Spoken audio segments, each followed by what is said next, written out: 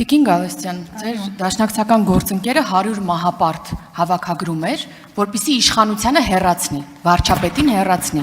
հայրենիքի փրկման հետ մի համեմատեք ձեր գործընկերոջ հավաքագրած մահապարտներին, եւ բայց ուզում եմ ուրախությամբ արձանագրել, որ ձեզ այդպես էլ չհաջողվեց մահապարտների հավաքագրել, այս առիթով ուրախ եմ։ Տիկին Գալստյան, ես ճիշտ ասած այլ հարցեր էի պատրաստել, բայց ձեր ելույթը ինձ ստիպեց այլ հարցեր տալ։ Դուք ասում եք, որ ձեզ համար տեսանելի չեն իշխող ուժի ջանքերը գերիների վերադարձման համար։ Իրոք ձեզ համար տեսանելի չեն վերադարձված շուրջ 200 գերիները։ Ոնց կարող է դա տեսանելի չլինել։ Կամ ասում եք, որ իշխանական լրատվամիջոցներում առատորեն տեղ են գտնում մարդկանց ընտանեկան եւ անձնական կյանքի անձեռնմխելիության այդ խախտման դեպքերը։ Ու չեք ասում, որ կամ չեք նկատում նույն կերպ, որ ձեր ընդդիմադիր ձեզնից աջ նստած պատգամավոր կա, ով մեր ընտանիքներից դուրս չի եկել։ Մեր երեխաներին է թիրախավորել, ձեր կին ձեզ համար ընդդիմադիր, հա, իշխանական գործընկեր կանանց է թիրախավորել, արտաքին ուրեմն տվյալներ, չգիտեմ, որոշ խնդիրներ մատնանշելով թիրախավորել, դա չեք նկատում։ Կամ ասում եք Իդեպ հիմա էլ նստած ժպտում են, թե ինչի վրա են ժպտում, տենց է չեմ հասկանում, էլի։ Հաճելի է եղել ուրեմն այդ թիրախավորումները։ Կամ ասում եք եկեղեցու թեման, ասում եք հոգևորականներին իշխանություն է, սարել են արել, բայց որևէ կերպ չեք նկատում այն բարձրաստիճան հոգևորականին, ով դարձել էր վարչապետի թեկնածու։ Չեք նկատում այն կաթողիկոսին, ով կոչ էր անում իշխանափոխության։ Վարչապետի հեռացման։ Հիմա դուք հավակնում եք լինել մի հանձնաժողովի նախագահ, որը պետք է մաքսիմալ ապակուսակցական լինի իր ուրեմն կոչման բերումով, հա, հանձնաժողովի սպეციფիկան այդպիսին է։ Ոնց եք պատրաստվում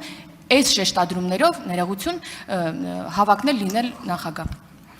Տիկին Հակոբյան, ես չեմ կարծում, որ այս խորհրդարանում անկուսակցականների, միգուցե անկուսակցական կան, բայց ապակուսակցականներ չկան, որովհետև որևէ մեկը եթե կուսակցական չի, հաստատ չի նշանակում, որ ապակուսակցական է, նշանակում է կիսելա կամ ձեր թիմի, կամ մեր թիմի, կամ մյուս ուժեղ Հայաստանի թիմի գաղափարական արժեքային հենարանը, եւ դա հրաշալի է։ Եվ քաղաքական համակարգը այլ մեխանիզմներ չունի, քան այս ցավոք սրտի Հայաստանում խորհրդարանի ձևավորման միակ օրինական ճանապարհը սա է։ Ուրեմն այդ հարցը փակենք։ Իմ կուսակցական պատկանելության համար ես հպարտությունը քրիստոնեական մեղք է, բայց ես աներևակայորեն հպարտ եմ, որ իմ գիտակցական կյանքի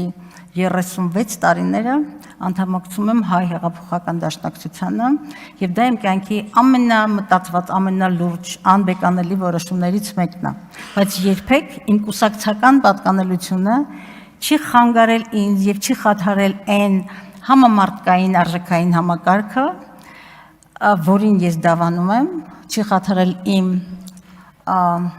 անկեղծության, հավասարատեսության, անկողմնակալության, օրենքը հարգելու,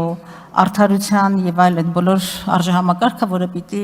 ամփոփի իր մեջ մարդու իրավունքների պաշտպան այդ հավակնությունը։ Ես նաեւ գիտակցում եմ, անկեղծորեն ասեմ, թե դա ինչ բացառիկ եւ պատասխանատու տիրույթ է, այդ գիտակցումը բնականաբար ունեմ,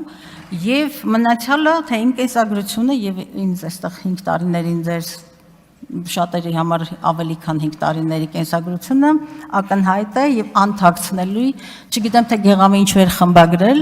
իմ կենսագրությունը, ես երբեք չէի խմբագրի եւ պատասխան եմ տալիս իմ կենսագրության ցանկացած տողի կետի համար եւ իմ մտածումները այսպեսին են լինելու։ Ինչ վերաբերում է իսկապես գերիների հարցին, ես անձնական շատ լավ է որ վերադարձել են այդ 200-ը, որը տարյուկես երբ էր վերջին անգամ գերիների վերադարձը։ Գերիների վերադարձից հետո մենք դուք խոսում եք խաղաղության գործընթացի մասին, ես երբեք չեմ պատկերացնում եւ իմ թիմը չի պատկերացնում եւ դժվարանում եմ հավատալ այն հայ մարդուն, որը կպատկերացնի խաղաղության գործընթաց առանց գերիների վերադարձի։ Եվ ես այսօր այդ գերիների վերադարձի խոսույթը, առաջնահերթությունը, գերակայությունը չեմ տեսնում պաշտոնական Հայաստանի խոսքում։ Ես նորից եմ կրկնում, չի կարող խաղաղությունը հավատարժան, երկարատև եւ նաեւ արդար լինել, այո, արդարությունը նաեւ քաղաքական բառապաշարից է, եթե այն կառուցված է